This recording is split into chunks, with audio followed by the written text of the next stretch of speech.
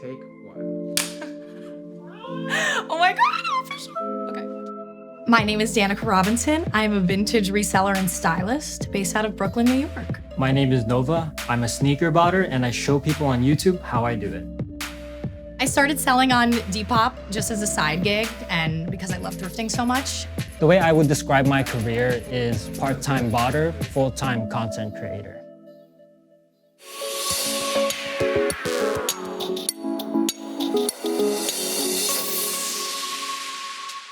Depop is a marketplace for people to resell clothes, mostly vintage goods or one-of-one goods. It looks like a social media, so you can curate your feed to look the way you want it to look, and people are coming to your feed not only to buy your clothes, but also to look at how your pictures look.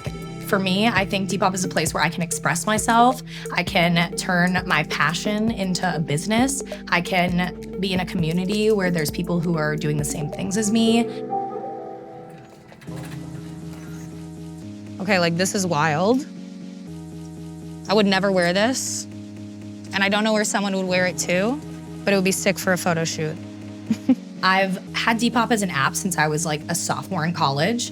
I think it was spring break of senior year. I was just broke as hell. So I flipped some items that were already in my closet and they sold really, really fast. So I was like, wow, you can really make money off of thrifting. Depop has definitely been a thing for a little while, but I think it's really, really grown because I think with social media and people realizing how you can turn your passion into a business, I think the pandemic has been a huge reason why people have started thrifting online or buying online.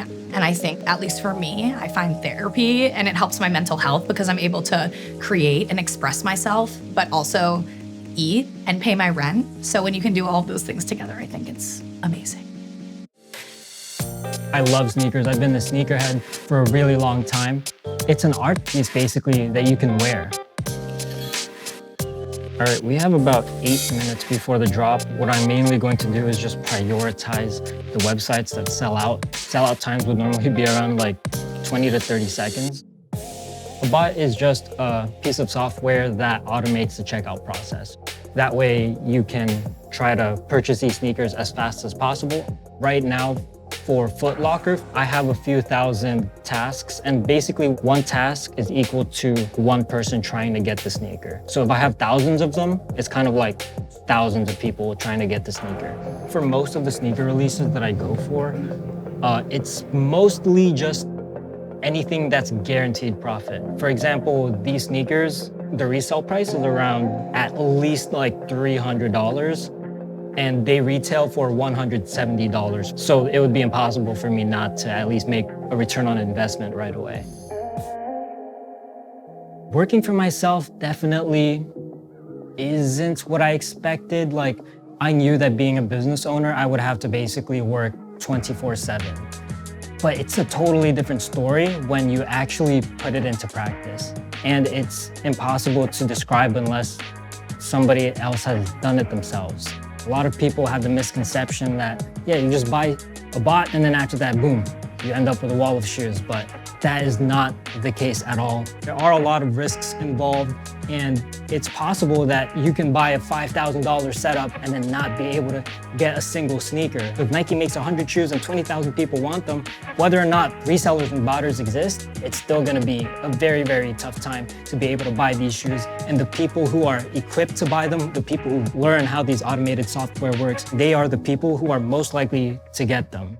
It is possible to make a living off of sneakers. You just need the capital and the experience to try and make a successful business. But with the rise of demand across the board for sneakers, it's a lot more doable now. Yes! It took me a really long time to be able to say oh, I'm making an actual living off of Depop. I'm really blessed to be in a position where I don't have to work for anybody really, and I'm just buying sneakers and then filming my experiences doing it. I love thrifting, I love photographing, I love hanging out with my friends, I love styling. So it was kind of a way to put all of those into one thing, which I thought was really cool and honestly unheard of. Keeping it going, believing in myself, trusting myself, I think those were huge parts of it. I think you just gotta stick to things and I think it'll pay off.